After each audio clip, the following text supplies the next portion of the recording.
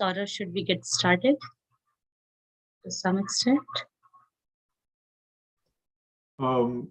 Yes, I think we can. Do we need to wait for Jonathan to join? Or? Yes, we should. I will give him a call. Thank you. That would be great. And Dr. Shalmali Joshi is Dr. Sunil is also joining us, and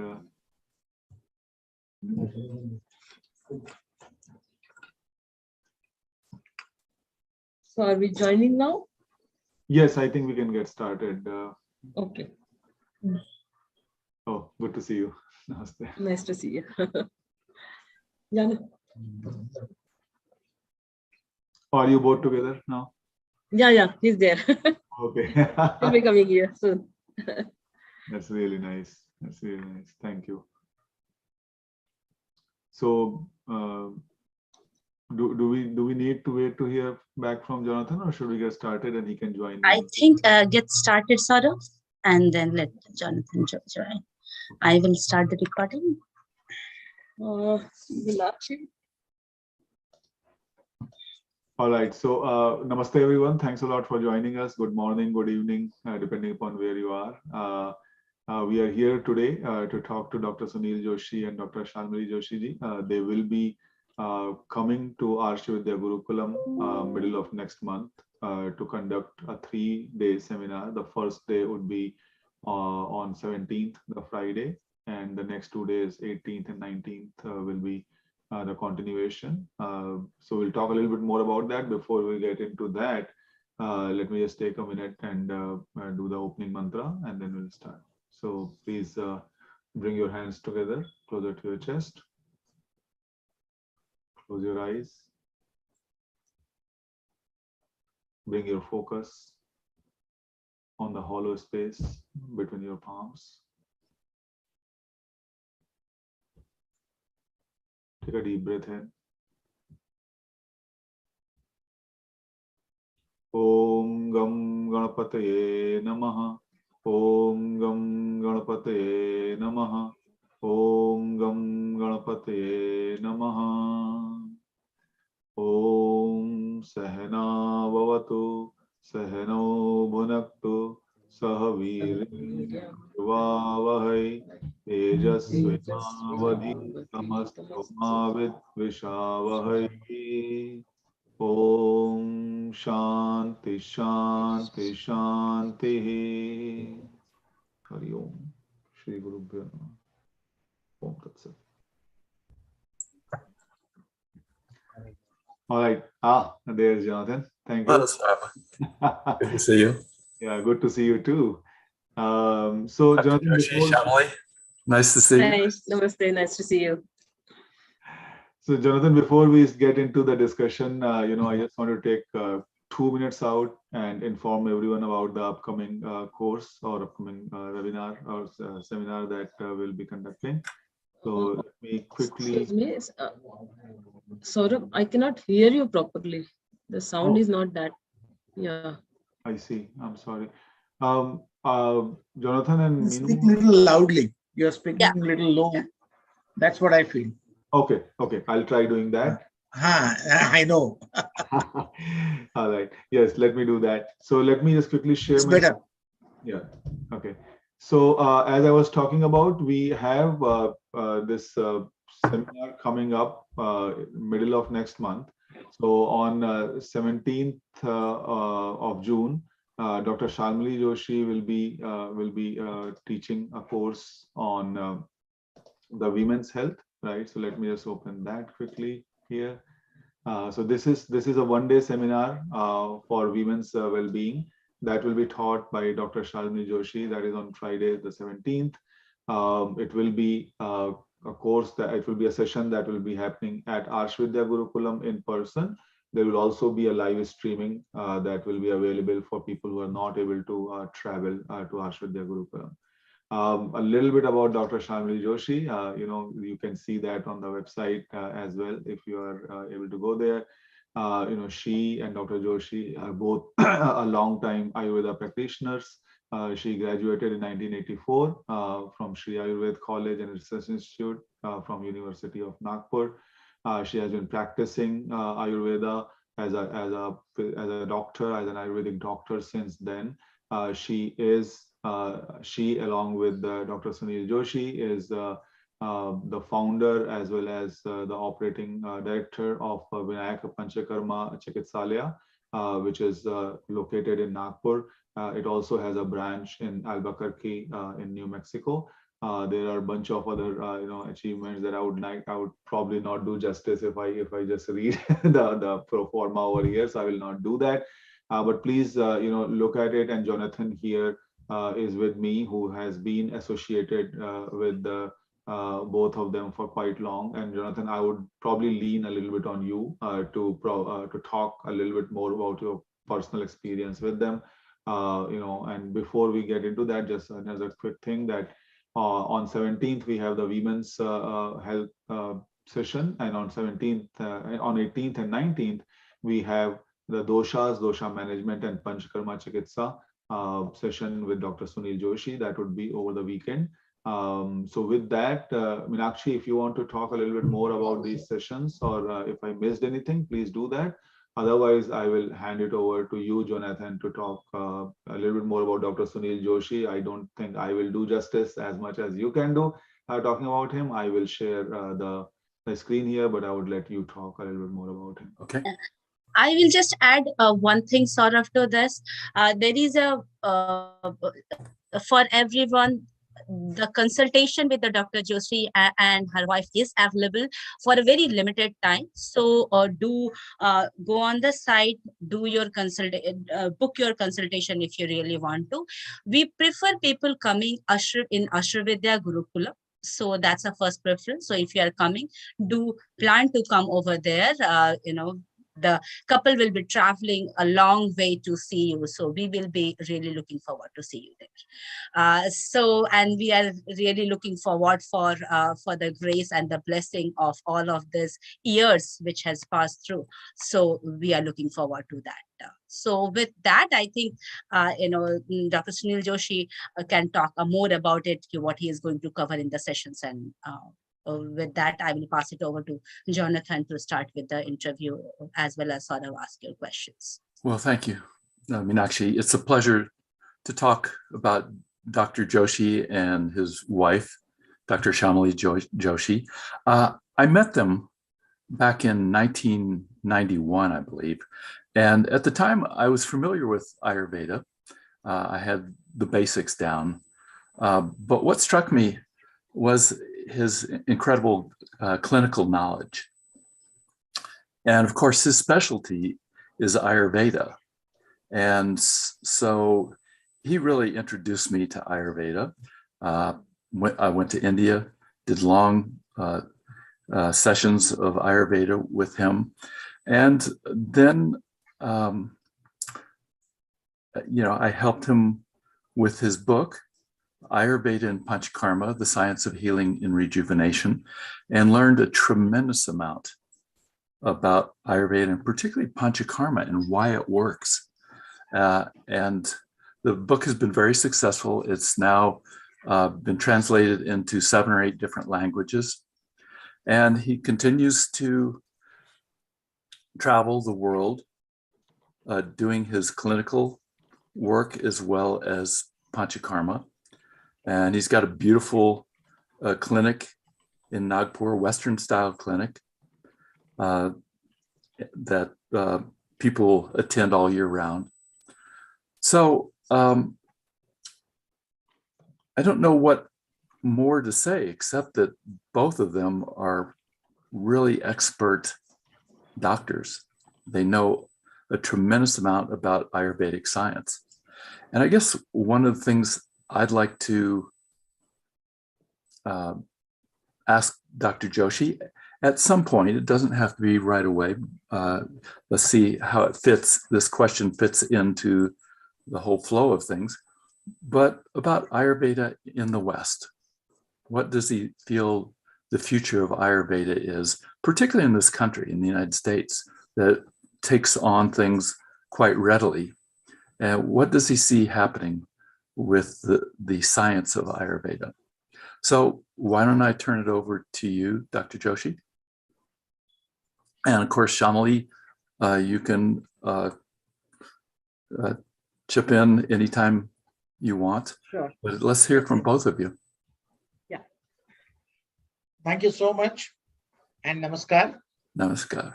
Namaste, everyone. Yeah. And highly appreciated Arshajyotish Gurukulam, Rakesh ji, Saurabh ji, and of course, Meenakshi ji for taking efforts to arrange this interview. And basically, we are just a clinician, as Jonathan was saying. We are not academician. We are not like professors and, teaching. It's not like my forte. Our forte is to work with patients, help them, see what you can do to get them better. This is all our basic intent with Ayurveda, nothing else, purely. And I think that is what we are doing all these years, whether it was in India, whether it was in Europe, whether it was in United States. And regarding this course, which we are going to take up, is basically a gist of our clinical experience we're going to share with all of you. Is how it is so critical and so important to understand that how to be healthy. Healthy not only from the physical point of view, but emotional point of view, the subtle body, which is the mind, which is the most critical. So both this mind and body, how to understand them, how to work with them, who makes them work better, who make them balance, and who controls their functions and get them going better and better.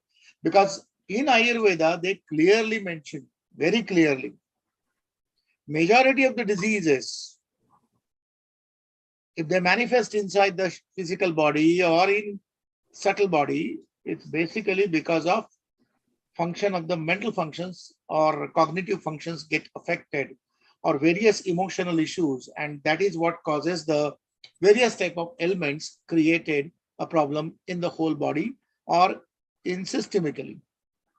Same way, the other reason for any diseases manifest inside the body is chronic digestive problems. A problem related with the guts, problem related with, according to Ayurveda, Agni. There's a very one-liner statement made by our text, which is called Charaka Sanhita. As somewhere, I think you or Saurabh is asking a question about authentic material or information about Ayurveda. I think the authentic text on Ayurveda is Charak Sanhita, which is what our Bible. We learned that, we studied that. It is the two-part Charak Sanhita, which has got more than 6,800 sutras, and it's in Sanskrit, but it has been translated in Hindi also, and now it is in English also. It is our really a textbook. It just tells you one sutra, but between the line, it tells you the whole information. What does that means? So when they make a statement, Sarve Roga Api Mandagno, what does that means? Sarve Roga, majority of the ailments which manifest inside the physical body or emotional body, Manda Agni, that is low or weak digestive fire, is a basic root cause of the problem. So that means you take care of your digestion, you take care of your digestive system, you take care of your digestive fire, and things will not manifest as a disease process. Because according to Ayurveda, disease progress inside the physical body or even in a subtle body in 6 stages. And up to 4th stage, you have no clue whatsoever on today's all these gadgets, what is available for investigation. So for invasive investigation, blood test, urine test, MRI, CT scan, whatever you talk about, they wouldn't pick up. But yes, this subtle science, which give you a clue at a very early stage to pick up the seeds where they are manifest, get them out of the system. For that, they give you a beautiful link to understand this science of Agni and science of mind. And both are the root cause of any disease according to our clinical practice, what we have seen. So, Dr. Joshi, Because- what the West is saying is that 85 to 90% of illness is psychosomatic. So you're saying the same thing. It starts in the mind. Yes, And then, it starts from the mind and starts from the mistake of intellect. yeah. They use the word for that, pradnya aparad. That I know this is not good for me, but still I indulge into this. So consequences are going to be there. That is called mistake of intellect. You know that in your intelligence that this is not good for me, or I'm not supposed to do this way. I'm supposed to do this way. But then you still do it. And then eventually it creates manifest various issues in your subtle mind or subtle body. Mhm. So low Agni creates poor metabolism, poor breaking Yes. down of the food, and that Exactly. unbroken down food can't nourish the body, and it creates what they call ama, or You got it. toxicity. So the word ama means undigested. What is not will be accepted inside the territory of the body. The substance which is not useful for the body, which is not accepted inside the body, which is not well digested, which is no more useful, need to get rid of the body. And that is why it's called ama. And this ama, whether it's a physical ama or emotional or mental ama, if they manifest, they sow the seed of the disease. And when that disease starts progressing with etiological factors, various diet, lifestyle, so-called stress is the commonest word for that. And when that keep going on, then this disease process keep going on. And eventually you get a diagnosis. By the way, you got arthritis. By the way, you got insomnia. By the way, you have a degenerative disease. By the way, you have allergies, all kinds of diseases. But their baseline is here, according to Charaka. And I think that's what I wanted to promote to my Ayurvedic audience. How to understand this concept of Agni. How to understand this concept of emotional Agni and physical Agni. How to take care of that. Who is the link between this mind and body? Who really helps us there? And I think that is the title of my workshop, our workshop rather, Dosha Management. That it's my beautiful wife, my better half, is also been part of that. And we both are going to discuss these issues. So basically what we're going to discuss, what I feel is understand, explain everything about doshas. What is dosha means, where it come from, how they work, how they are available outside in the universe, how they are available inside of us, how they are available around us in the form of plants, vegetables, fruits, grains, you name it. Everywhere you will find them, and their signature presence will be there. And I want to teach all that information to you in this workshop. Wow. that sounds really fascinating, Dr. Joshi. So this will, though this will be a explanation about clinical explanation about various type of ailments, but it will be a very useful workshop for people who have a basic issues with their digestive system, basic issues with their emotional problems. People are fighting with that nowadays. It's hard for people, you know. Number one pill nowadays is selling all over the world. I'm not talking about just United States, all over the world is a sleeping pill. Why we need that? Sleep is a natural mechanism. Nobody trained us how to sleep. We know how to sleep. But when you lose that training, when you lose that inbuilt programming inside, there is something went wrong inside of you. What is that? I want to teach you that.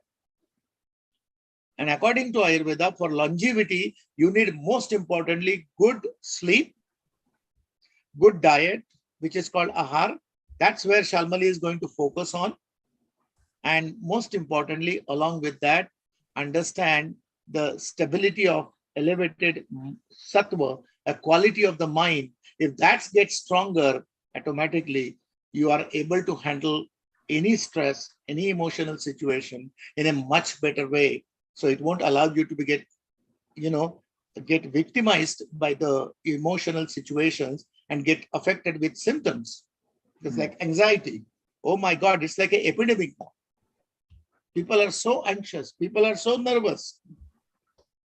Means it's like out of 10 now, 8 people, 7 people I found out that they are battling with anxiety. And there's some people has to take a medication for that. And that is getting further and further. Medicines is not a solution. Solution to understand the balance between this mind and body. So that is why there are two basic understanding we need to learn about: how to take care of Agni and how to take care of the mind, how to elevate the sattva. And I think we're going to talk about this in our workshop.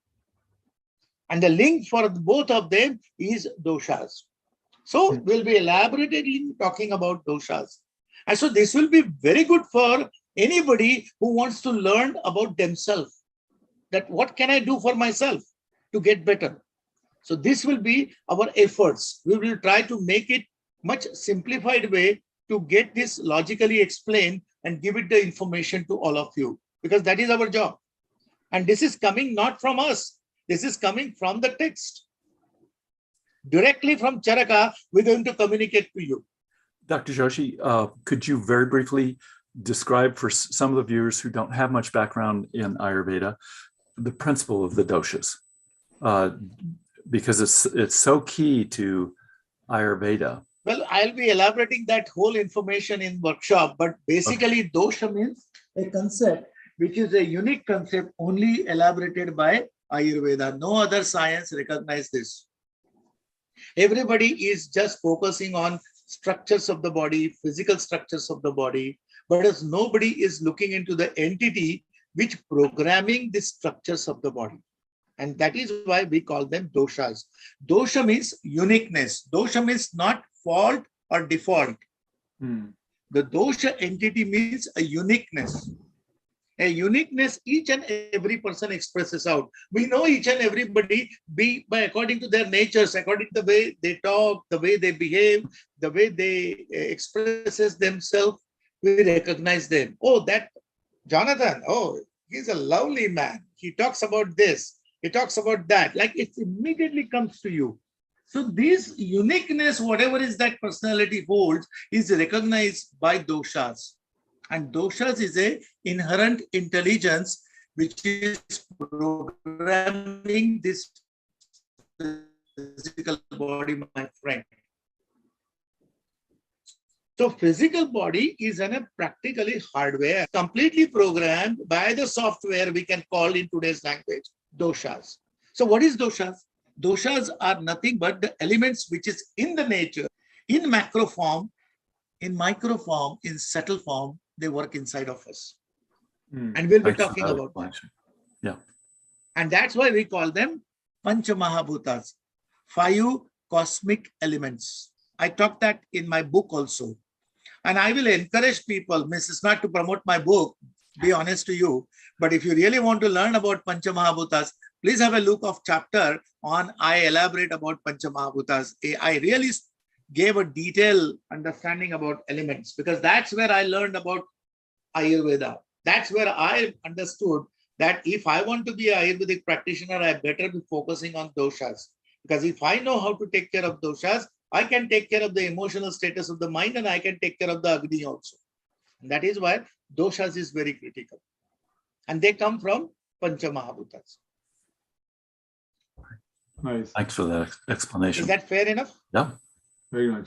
Jonathan, if I could just, tack on to that question, and as you said that some of the audience may not know enough about doshas, Dr. Joshi, for folks who are considering coming to the sessions on 17th, 18th, and 19th, do they need to have some prior knowledge about Ayurveda or prior knowledge of any other, basic concepts, or anybody can join that?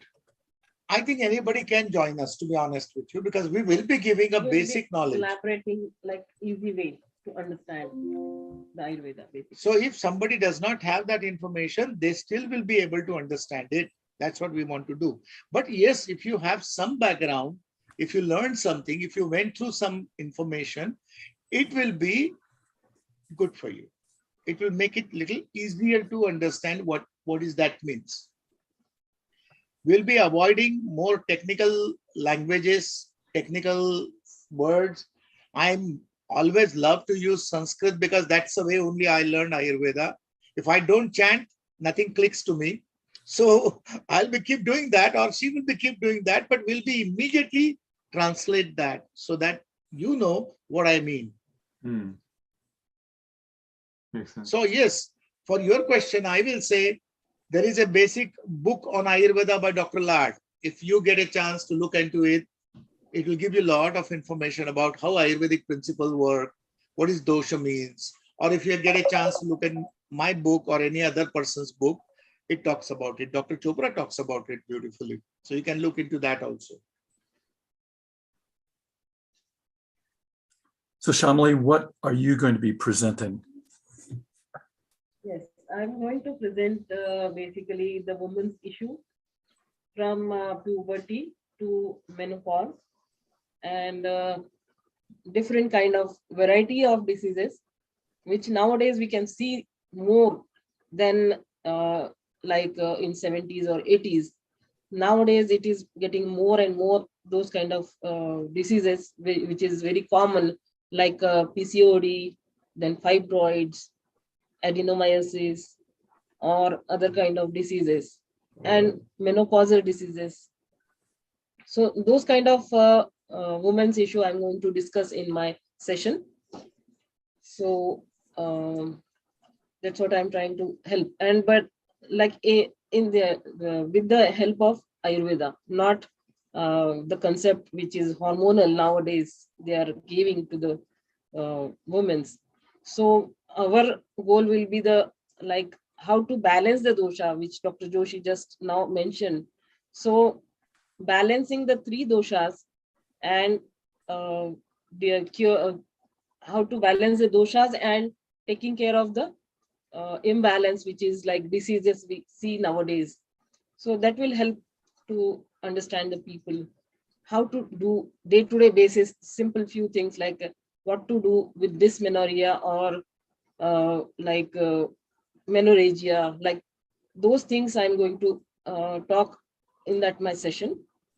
So that's what I'm going to do. And after that, I'm going to do the diet, which is ahara chikitsa in Ayurveda, they mention, because root cause of all diseases is the diet, which is the food.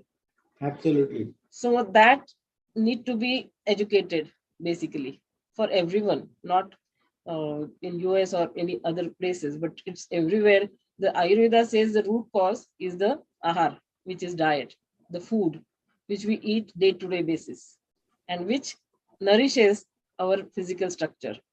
So in that, if you eat imbalanced diet, that helps to create the pathology. Like example, kind of if you eat wrong diet or whatever you eat day-to-day basis, which is because of pradnyaparad, we are eating wrong food. So it creates day-to-day basis pathology, and the 4 stages which Dr. Joshi mentioned, we cannot see that. But suddenly you can see the imbalances like either dysmenorrhea or endometriosis or fibroids, which is very common. 6 cases in 10, you will find nowadays these kind of diseases. And PCOD is a very commonly seen disease. So these kind of problems or imbalances, how to treat with doshic method, like I'm going to describe in my sessions. So could you give us a little background about what drew you to Ayurveda and some of the most impressive things that you've found from being part of the science of life?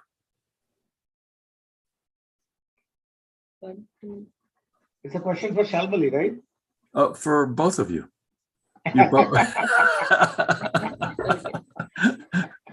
You can't go scot-free, Dr. Joshi. Well, I was trying to sneak out, but it doesn't work like that. But anyway, basically, we basically learned when we started practicing Ayurveda. That's where we felt that we are reaching to the point where we can able to treat the root cause of the problem rather than just alleviating the symptomatology. You know what I mean? Yeah. Yet otherwise, you are just making the efforts to reduce the symptoms, and then you're not changing your diet, you're not changing your lifestyle, you're not figuring out which organ or which system is really bottom line affected, and that's what it's causing it. And if you don't work on that, it will keep coming, it keep cropping up.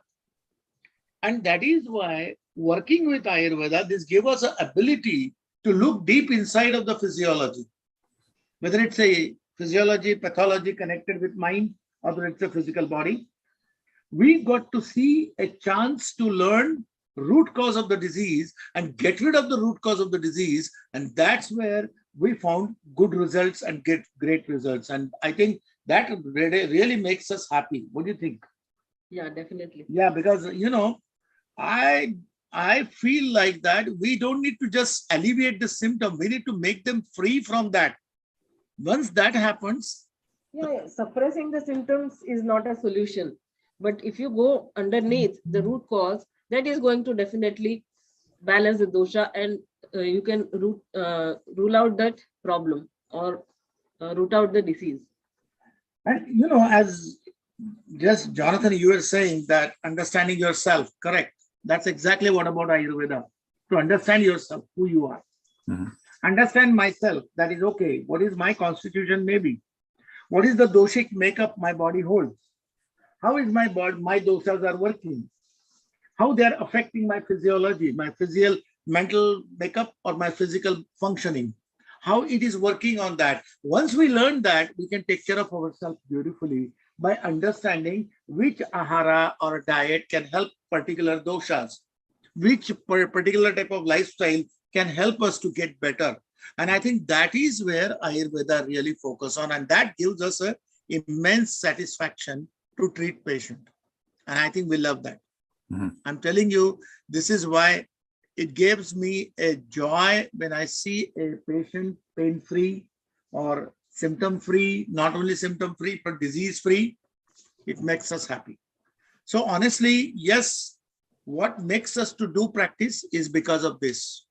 And it is really our patients, our people who come to us when they undergo these treatments, and when they felt better and they take a responsibility of themselves, they change. That encourages us to keep doing what we are doing.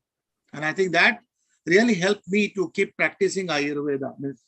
I honestly, in my personal remembering very early stage of my practice, I was very fascinated with modern medicine, and I wanted to go into that route, to be a surgeon or a physician, something, a specialty branch I wanted to choose, and I want to go for that. But my mother got sick with amoebic infection, which is very common in India. We call that amoebiasis. And that her amoeba invaded her liver and created a hepatitis also. And she was all swollen. She was admitted in big hospital in Nagpur, Government Medical College, Nagpur. And at that time, I was already so fascinated with modern medicine. I went to my doctor, head of the Department of Medicine, and I said, my mom is sick, admitted in the hospital. Would you please take care of her? He comes and see her and all that. And he takes me back a little bit. And he said, you know what? Your mom have a problem now. Her liver is inflamed and it's not functioning properly right now. And she's having all over the body fluid, and it doesn't look good to me. She may survive, she may not survive. I'm sorry, but I can't help you. Because in allopathy, there is no medicine for liver. My goodness, that was a very shocking news for me. I couldn't believe it. I used to think that, oh, this man is a great. He's fixing majority of the problem. And here he goes and he tells me he can't do anything for liver. Then I went to my Ayurvedic doctor, who was my teacher that time, Dr. Katti.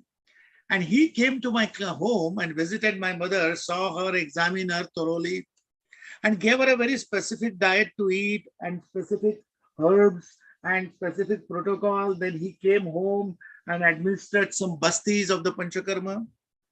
You won't believe it. My mother lived 87 years after that. Wow. And I'm telling you this because I went through that.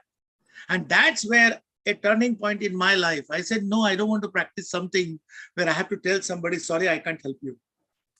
I want to practice something where I can say, okay, let's move from here to the next step. I can help you.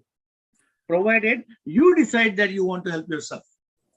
I'd like to ask you a Doctor question. says, thank you. Dr. Joshi, in your book, you said about diagnosis in the Ayurvedic system that you can diagnose a disease forming 30 years before it actually manifests as symptoms.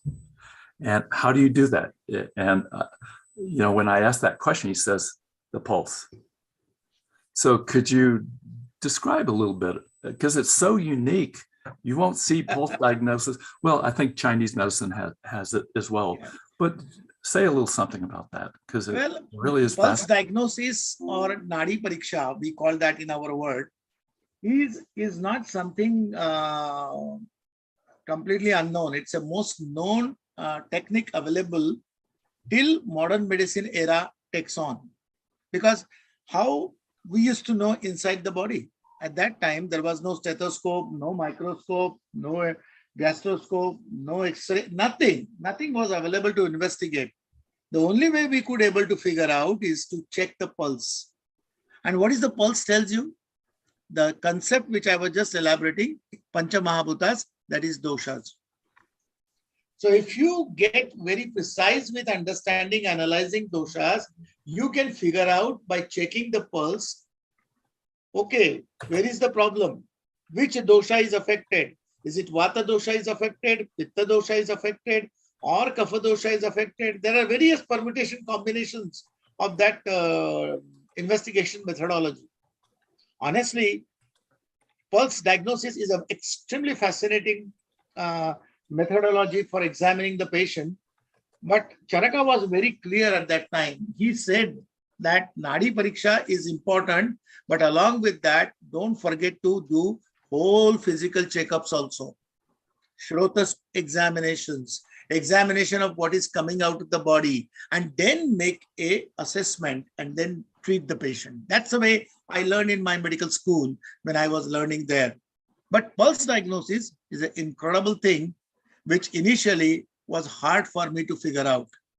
I was able to just check their pulse rate, tachycardia, bradycardia. I used to understand their way of, pulsating them. But to understand the differentiate that doshas, recognizing the particular dosha concept, you need to learn about that. And it takes a time. Yeah, it has like different kind of variety of like pulses, like Vataj, how Vataj pulse you can diagnose, or Pittaj, or Kafaj. Like these kind of diagnosis that time was happening because there was no parameters to judge the other like things like Testing. Nowadays testings or any kind of sugar test or blood test. That time it was not there. So how they diagnosed? So because of this universe and this dosha, the 5 elements and the dosha imbalance. So that is why understanding the concept of dosha is very important. If you learn Vata dosha, you will be learned about pulse diagnosis, how to approach. And then you have to do it. You will never learn in a one time. You have to keep doing it, keep doing it, keep doing it. It almost took me 10 years to just get into initial phase of understanding about pulse diagnosis. Now we know it. We got a definite clarity now about understanding the pulse diagnosis. But pulse diagnosis is the most fascinating tool which gives you way ahead. As I said, the seed which is so 30 years before, we can figure out that by checking the pulse. Different srotas means really like different systems, basically. Respiratory system or GI system, like these kind of, or urinary system or genitals, any imbalance in that. So all that these kind of pulse diagnoses were done that time, imbalance, to see the imbalances in the body with the help of pulse diagnosis. So it takes time to learn. But that is the real method. Means even today's cardiac surgeons, they can check, aortic wall regurgitation, mitral wall stenosis. Even by checking the pulse, they can figure out that. I know one of the topmost cardiac surgeon of the Liverpool, who I know very well. He is I think, probably 13th or 14th in the world a surgeon, and he himself believed in pulse diagnosis because he said, with the pulse, I can figure out without doing echo what's going on with the valvular situation in the heart. So it confirmed me that what we doing is quite close to what he's trying to figure out on the organ level. We go beyond that. Very interesting. I think, in modern world, because of the usage of a lot many gadgets and, dependence on technology, a lot of us have lost the ability to listen to our own bodies, listen to the environment, listen to the messages that are coming from the nature, right? And, if we develop that intuition, develop that ability to listen to the messages, listen to what is happening around us, listen to what is happening within us, I think these things are surely possible. There are people who have, people like you who are showing us that, yes, it is possible. And I think, if we all can move in that direction, that would be such a great help for humanity and for people in general. Without taking too much time, I just wanted to narrate a folklore that I heard about growing up. There was a talk in at least in my circles there, that, they used to talk about this Hakim, who is like a, just like an Ayurvedic doctor, but a Unani, method. But they used to talk about him that, he was so good at pulse diagnosis. And the way he used to do it for female patients was that they will be behind a curtain and they will they will tie a small Because of that thing, movement right? of that, Right. So because of that movement of that thread, they Yes. decided, like, they diagnose the diseases. Yeah, Yes. it's true. It's Right? a real, it's not story. It's a reality. Right. So the story was that, some people wanted to play a mischief on him. And what they did was that behind the curtain, they tied this rope or that thread to a buffalo instead of tying to a lady. And this guy picked it up and he said, "Why are you messing with me? Why are you tying it to a buffalo?" Now, tapping in a vibrational energy, which is a prana energy, is all about diagnosis, pulse diagnosis. If you figure out that, you will know exactly where is the problem. Because prana is flowing all over the body and is telling you where is the issues, where it is choked up, where it is blocked up, where it is excessively working, where it is not able to work properly. He is giving you that information. And if you know how to tap that vibrational energy, that's all about it. And it's a science. I believe that. Honestly, when I started working on it, I was not sure about it, because there was nobody there in the colleges teaching us about this. And when I went to this Nadi specialist Vaidya, he told me that you cannot learn that in the school or college. You have to learn on yourself and start working on yourself. These are the basic things. That's all I can teach you, but you have to explore yourself. And I went on. Today, I can say that, yes, I know now a little bit. I'm still scratching the surface. I'm telling you that.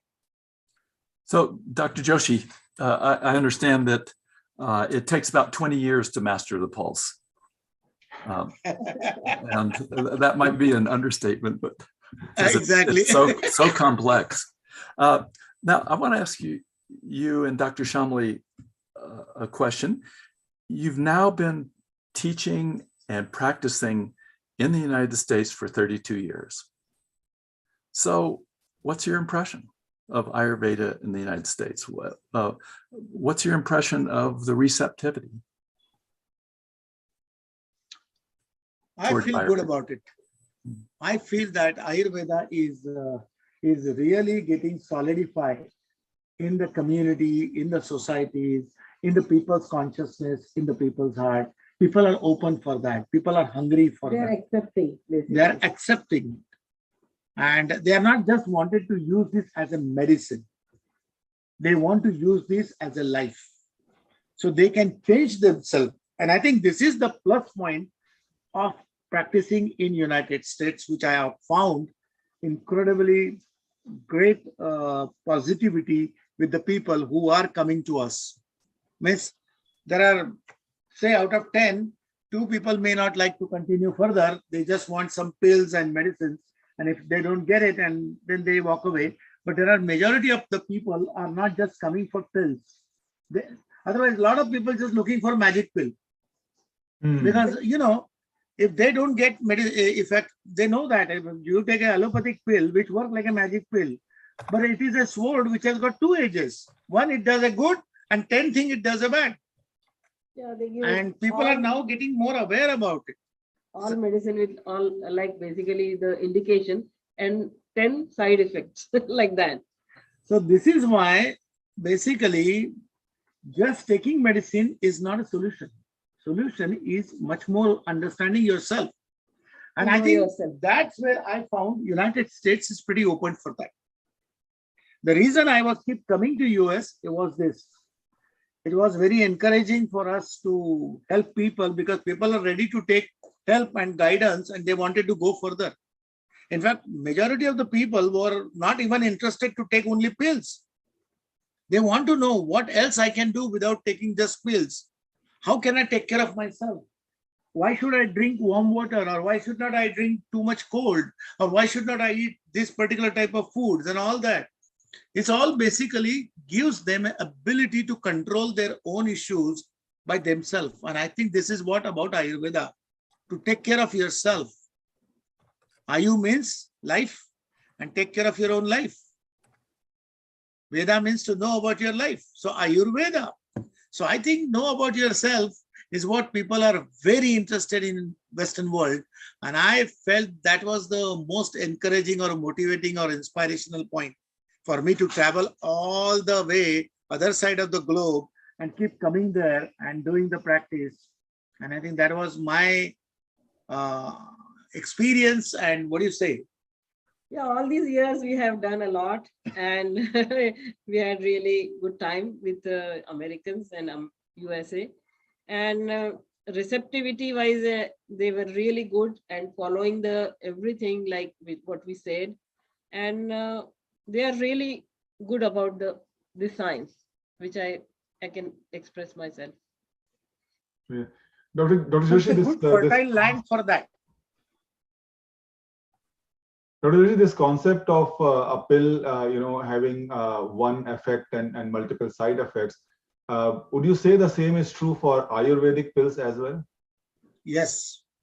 If you take wrong way, wrong doses, Wrong medicine for and not following the pathyam and just taking medicine, it will not work. yes, side effects there are less because it is more natural herbal, so it doesn't have that side effects as the chemical has. So it whatever has the less, chemicals, it has less side effects, but it still has some side effects. So yes, the best thing to do would be to work on your ahara vihara and your emotional stuff and your psychosomatic, Exactly. as Jonathan was saying earlier. But I mean, I'm sure you do prescribe Ayurvedic medicines or other interventions if Sure. it is needed, right? Sure. But the better thing to do probably would be to change your lifestyle, to change your attitude, to change your emotional build-up, and then not have to get to a point where you have to have any kind of medication. But taken in the right dosage, there's generally no side effects with Ayurvedic medicine. Is that correct? Absolutely.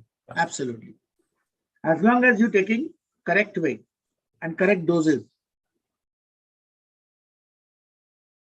Got it. it never hurts you.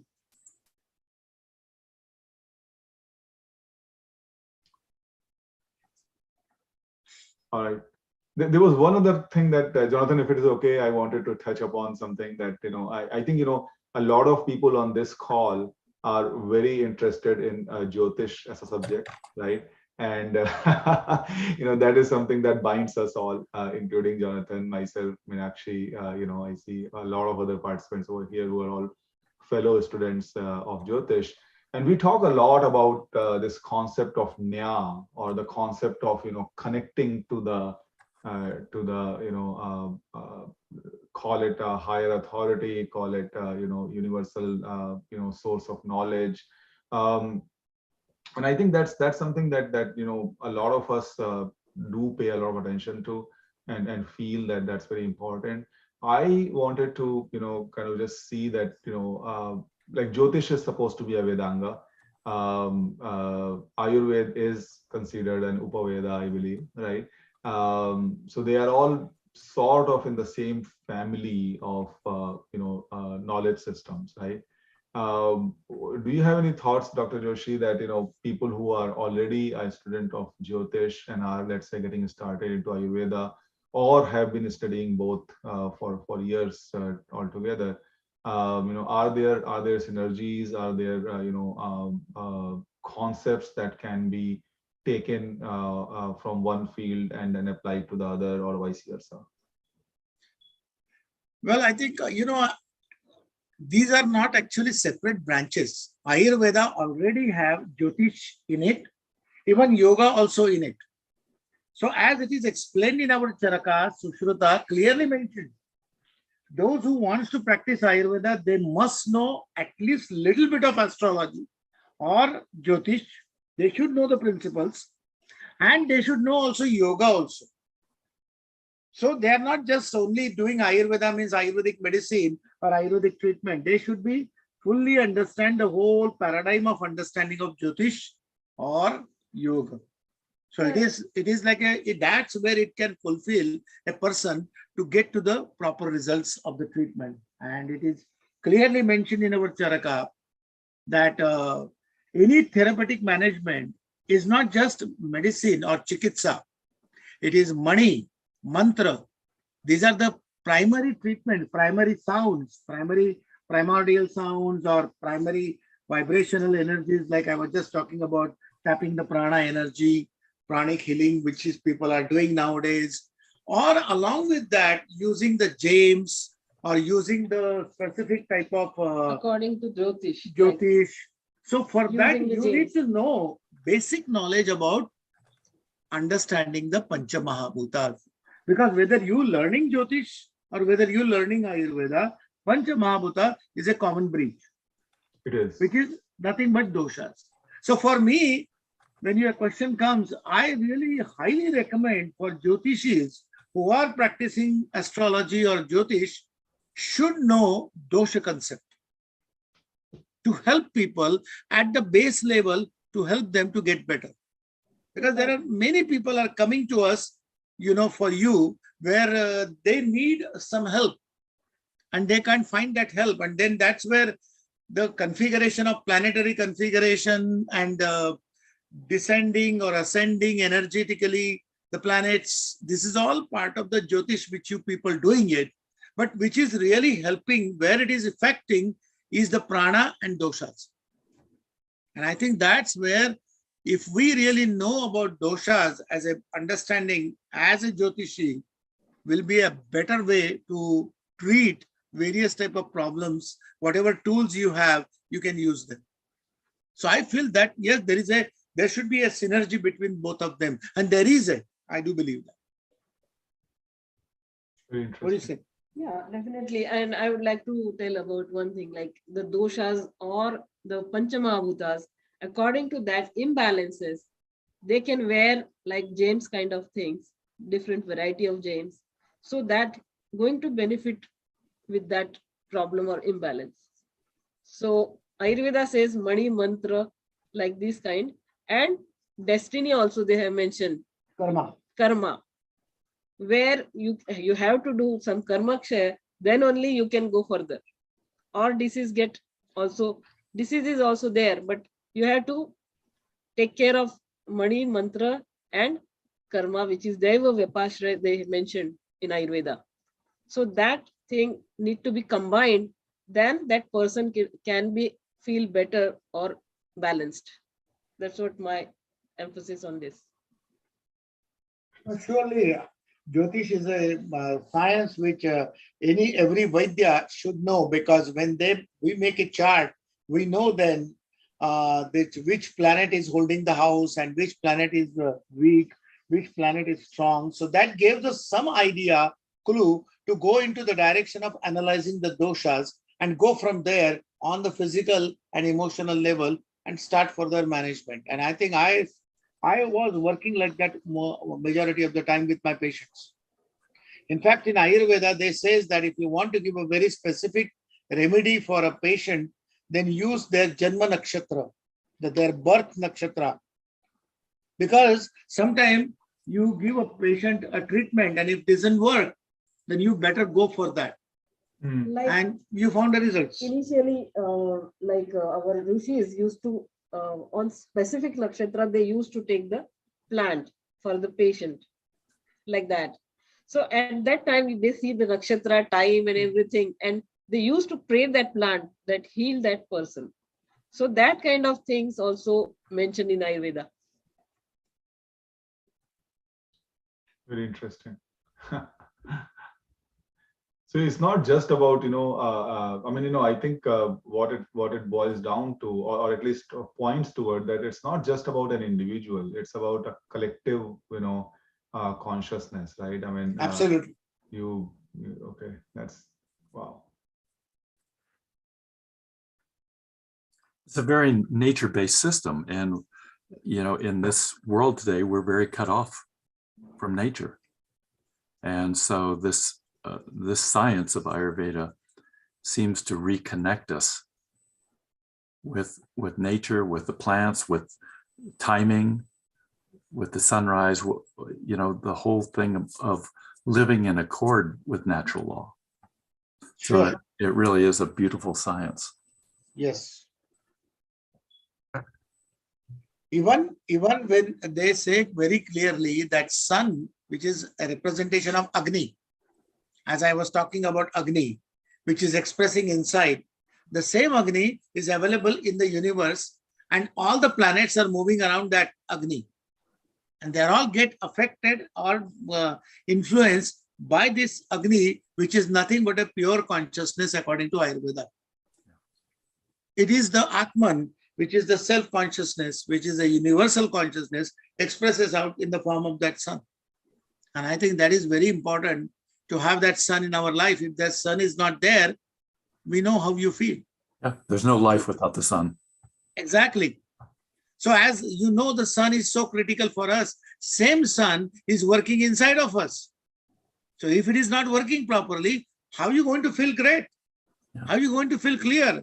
How are you going to feel energetic, enthusiasm, the utsaha, natural enthusiasm? When you have a good Agni, automatically everything will flow with it. So yes, we do use these different mechanisms, like whether we recommend pranayama, whether we recommend mantra chikitsa, like vibrational, when we chant specific mantras, they are also creates a balance of doshas. Mm-hmm. So that is why it is very clearly elaborated in the Ayurveda that dosha chikitsa is not just plant. Plants is the one treatment, but along with that, using mantras, using gems or money, or using a very specific time frame, or yoga asanas, whether yoga asanas, mudras, bandhas, they are all designed to work on balancing the doshas, which is Pancha Mahabhutas.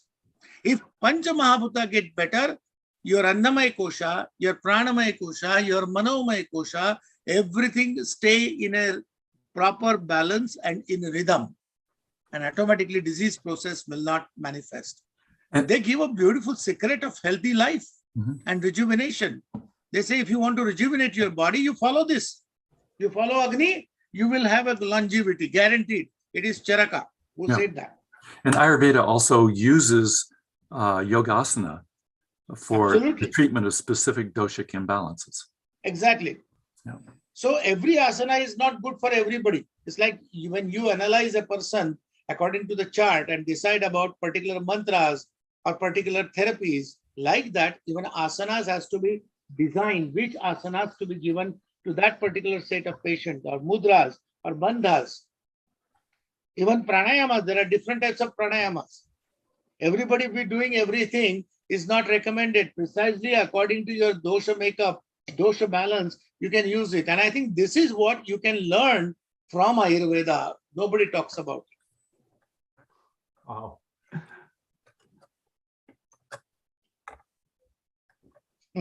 I tell you, it's very fascinating how much I'm getting into this. I'm learning every day with the patients. It's like incredible experience for me just to learn about how one particular thing can help patient to get better. So that's where I realized only medicine is not a treatment, which is what, unfortunately, as a disciplined doctor, when you get into the practice of medical practitioner, there's a design inside of you that I'm supposed to prescribe medicine. That is the least thing you do. Most importantly, you do is to figure out what else to do. And that's what I learned from Ayurveda. The modern medicine is really good. It's helping everyone. It's not like that, but to prevent the diseases, what to do, it mentioned in Ayurveda, which is preventative medicine, basically. So that helps to balance the three doshas and balance the body. That is really profound, Dr. Joshi. So for folks who want to kind of understand how to live a better life and kind of or are struggling with things where they need some help, you will be here at Arshajyotish Gurukulam on 17th, 18th, and 19th of June, and there are some slots available for people to book for a consultation with both you and Dr. Shalmali. So I would encourage everyone to go to jyotish.com website, or they can reach out to Meenakshi if you have her contact details, and she would be able to help you with any consultations. But you also have the centers in Albuquerque and center in Nagpur, I think, where people can go for longer treatments, right? And the flagship program there is Panchakarma, if I understand it correctly, right? So I would again encourage everyone to look at the website, and if you have any questions about that, you can reach out to Dr. Joshi directly about that. I will be definitely looking forward to do my own Panchakarma sometime soon, Dr. Joshi. I think the time has come that I should think about that. So as you said, you are more of a practical, a practicing, Ayurvedic clinician or a doctor, right? I had a question around that. I mean, as much as we say that, the modern lifestyle and the modern science, modern medicine, has been sort of, is a little bit of a culprit in, as Jonathan said, moving us away from the nature. It does have its own place. It did help us in taking care of or preventing infections, preventing diseases which are caused from outside. It's also very helpful in acute issues where you need to take care of things in a very short amount of time, and you don't have enough time to do course correction through natural means. Where do you see, Dr. Joshi, the modern medicine, the modern science, and the ancient knowledge, what today we call as the alternate, medicine, which I find to be very unfortunate, because just 200 years back, what we call our alternate today was actually the main, or was the only thing available to us, really, right? Correct.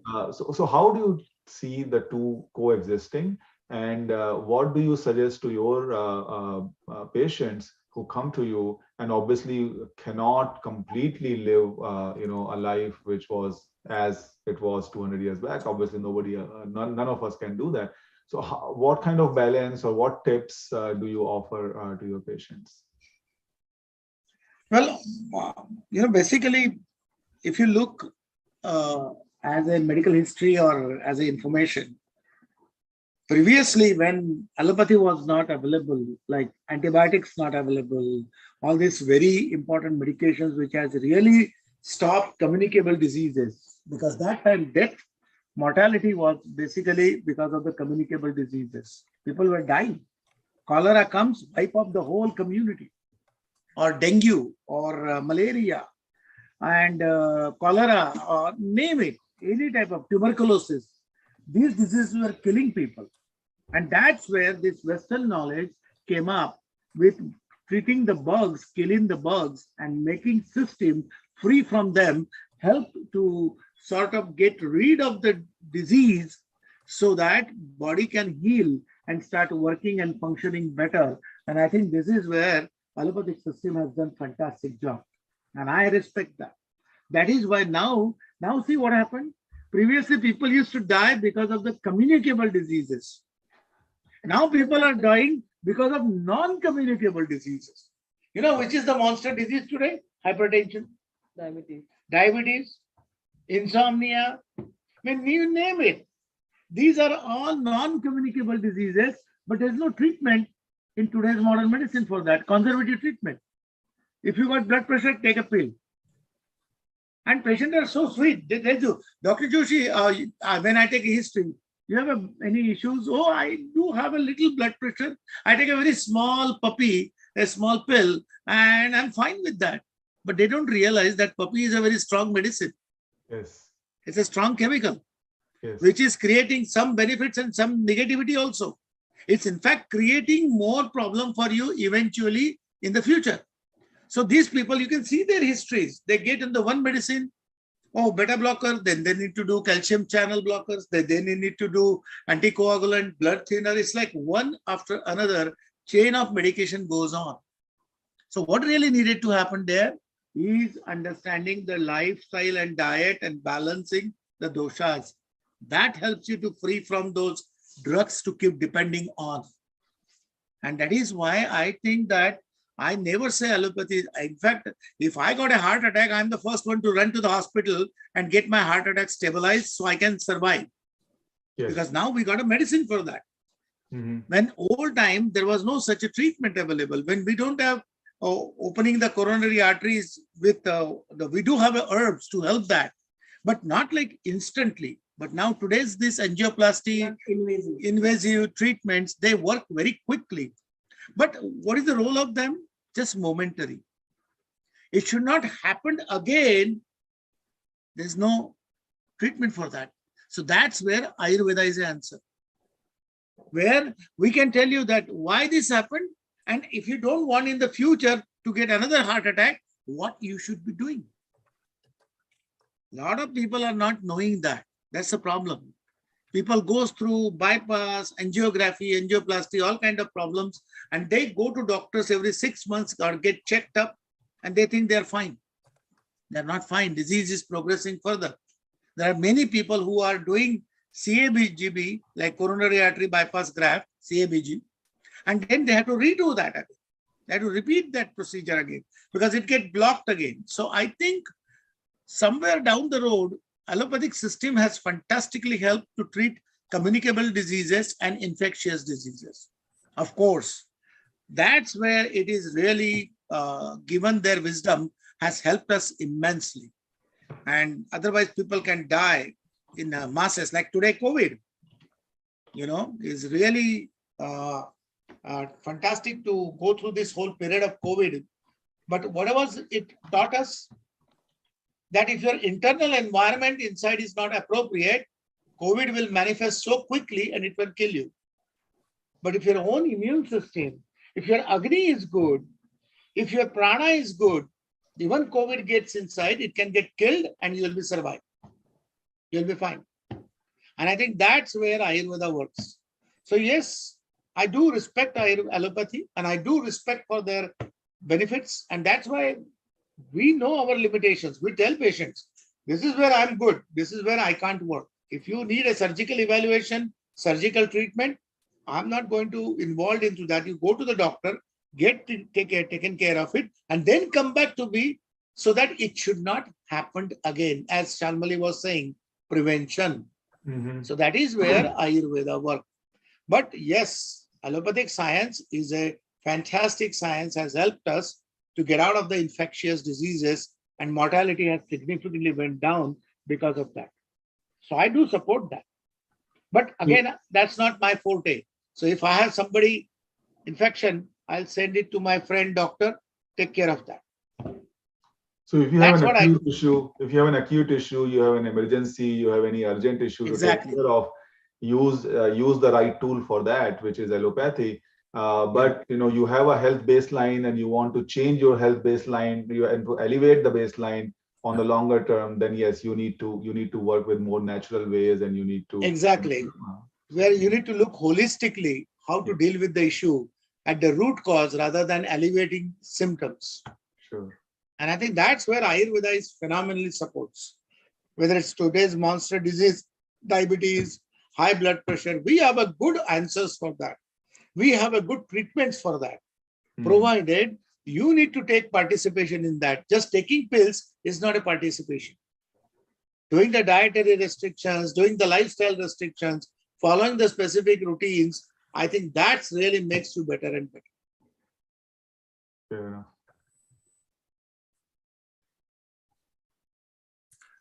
So in your book, you mentioned that, and you just had mentioned holistic, and that Ayurveda, it starts with the body, but it connects mind, body, emotions, and spirit.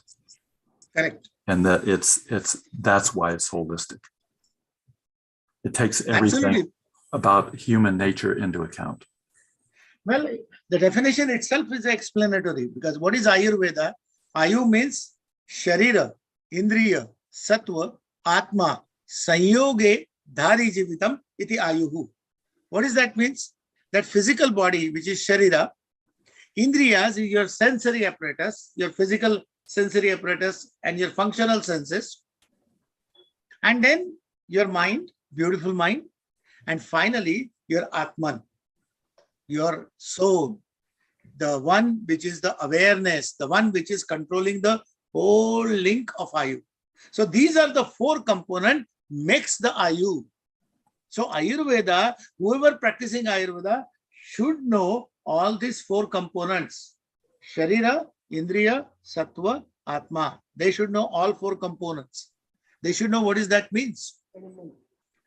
And Atman and mind are the most critical one who is controlling the Indriyas and Sharira, the physical body. Sharir is a Sanskrit word for physical body. So definition of Ayurveda self-explanatory. It says that you basically look more holistically into understanding of yourself. So it's not all about physical body. Who controls that? Is the Atman. Final commandant in charge is that Atman. And it's so beautifully elaborated in Charaka about concept of Atman, concept of mind. I think that's something is very, everybody can learn about.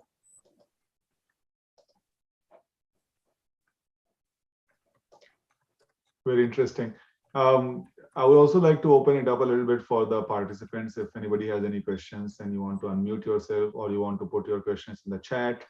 Also, there is a live streaming going on YouTube. So those of you who are watching us on YouTube, if you have any questions, please feel free to drop your questions in the chat. I'm monitoring that and I would be happy to take your questions over to Dr. Joshi. So please feel free to unmute yourself or put your questions in the chat. Namaskar, this is Vijay. Namaskar. Enjoyed your presentation thoroughly. One quick question I had was, I put it in the chat. You talked so much about the Nadi Pariksha. Have there been situations where you saw something in the Nadi Pariksha, but that kind of misled you and it was something different than what the Nadi was telling you? No, that's why I told you that we don't only depending on Nadi Pariksha. We do Shrotas examination, clinical, systemic examinations, number one. Then we check what is coming out of the body also, whether it's a urine, whether it's a stool, whether it's a sweat, whatever coming out of the body. We need to see that, how it is looking, how it is working, because that expresses you what is going on inside.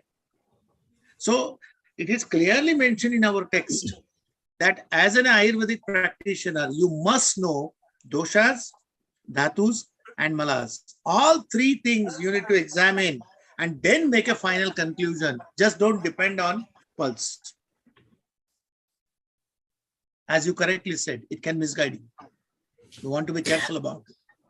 There was a little chat there about fermented foods. The entire southern part of India does idlis and dosas. They're all fermented foods. So Yes, sir. is there a problem with that? Absolutely no problem, as long as if you don't have that process inside the gut. If your Agni is strong enough to digest that food, you're fine. Okay. But if your digestive fire is weak, it's not digesting that food, then that food which is undigested is going to stay there, will not be absorbed to the gut. So it has two choices, either go out of the body, and if it cannot, then it stay there and get rotten. So it will get fermented. So then that fermented food will kick bloating, gas, acid, and it's a beautiful environment for the bugs to grow. That is where we have an issue. We said we don't want that fermented vehicle available there because that will keep cropping up then acid, which is what turned into acid reflux then. So no So if alcoholic you have, drinks. exactly. So if you have that issues, then we say restrict that food. But if you don't, you are fine. Thank you. You're welcome, sir. All right. Any other questions from anybody?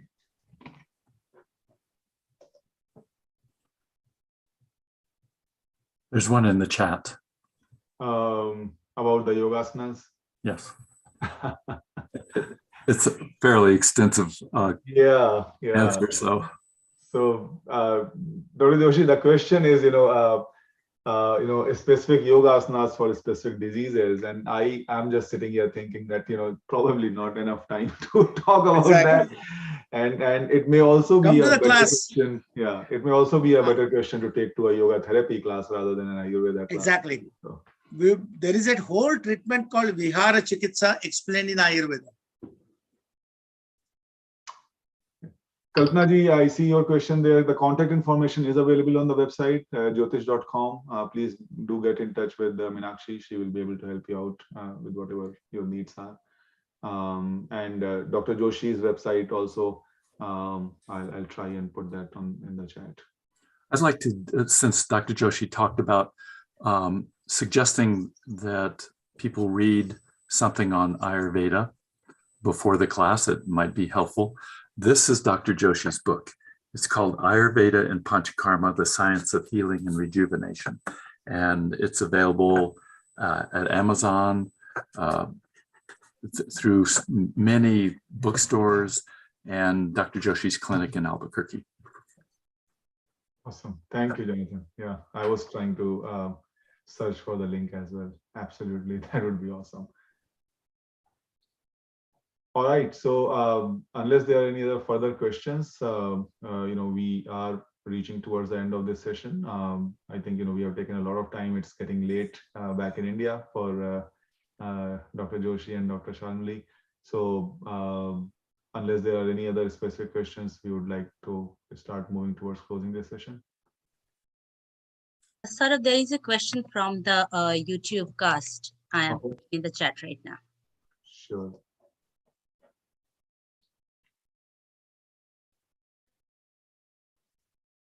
Okay. The question, Dr. Joshi, is there any treatment available in Ayurveda for depression and anxiety? Absolutely.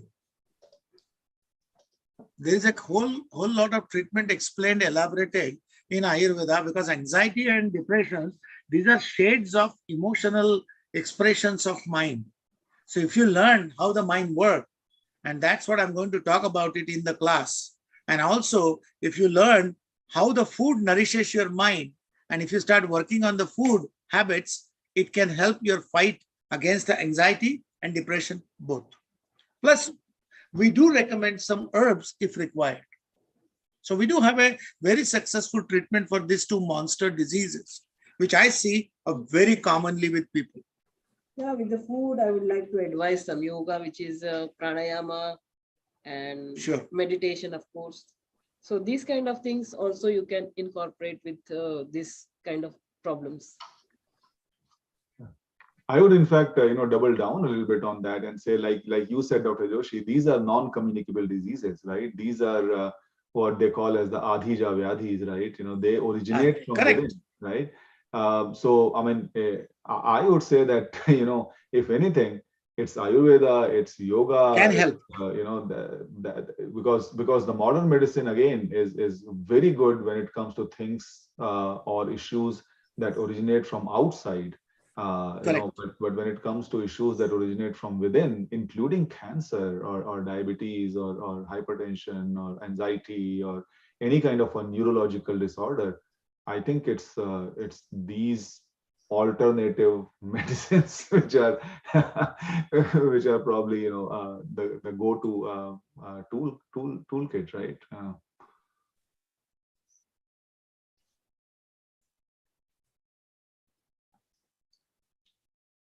Well, there is one more question. Will Ayurveda help me in rebuilding the cartilage in the knee? I have been told the knee is bone on the bone. Only solution is knee replacement. Can Ayurveda help?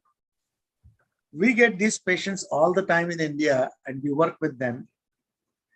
Because again, it's all depending on a patient's attitude, that if they want to ready to work more natural mechanisms to rebuild, answer is yes, we can work on that, because Ayurveda says rejuvenation is a natural procedure.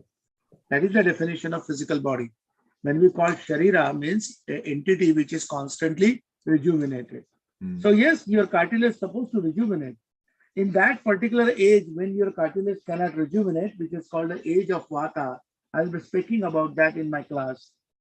That if you know how to manage the Vata dosha, you can rejuvenate the cartilages. Provided if it is you do properly and you come to the doctor at a specific time frame. But if you are on bone to bone and you lost already a bone also, then there is a very little left to do. So that depends on the stage of the disease. As I told you, if I get a patient at a 5th stage, I can still work with it. But if I get a patient at the 6th stage with the complications, then it's a maintenance business pretty much.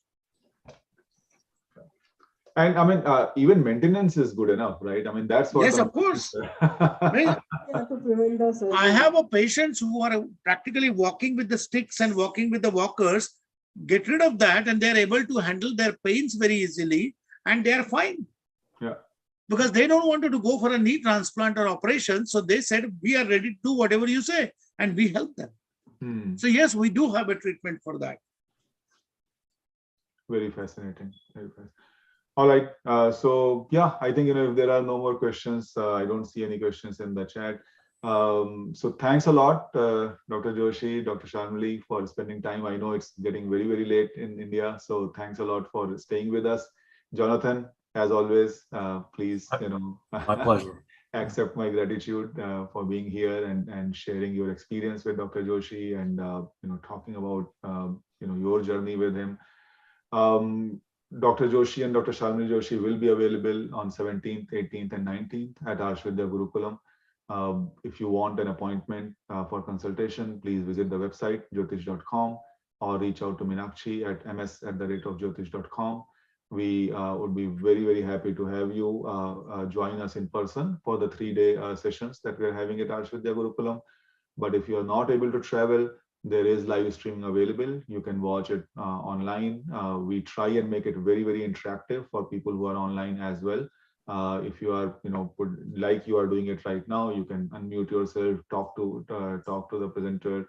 You can also use chat, and you know, we have been doing it for some time, so we have some experience doing it, and we feel that you know, obviously being in person is the best, but if you are online, you will still get a lot of benefit out of it. So please consider doing that. And with that, once again, thank you everyone for joining. Thanks for those who are watching us on YouTube as well. I would just do a quick closing mantra and then we'll close the session. So please bring your hands closer to your chest. Take a deep breath in. Om Sarve Bhavantu Sukhinah Sarve Santu Niramayah Sarve Bhadrani Pashyantu Ma Kaschid Dukkha Bhag Bhave. Om Purnamada Purnamidam Purnat Purnamudachyate Purnasya Purnamadaya Purnamevavashishyate. Om Shanti Shanti Shanti. Hari Om. Om Tat Sat. Thank you, Thank Dr. you. Joshi. Thank you so much. Sara. Thank you, you. Jonathan. Thanks, Thank Meenakshi. you. Namaste everyone. Bye. Thanks, Jonathan. Thanks, Jonathan. Yes. Thank you, Thank you. Meenakshi. And See you soon. Yes.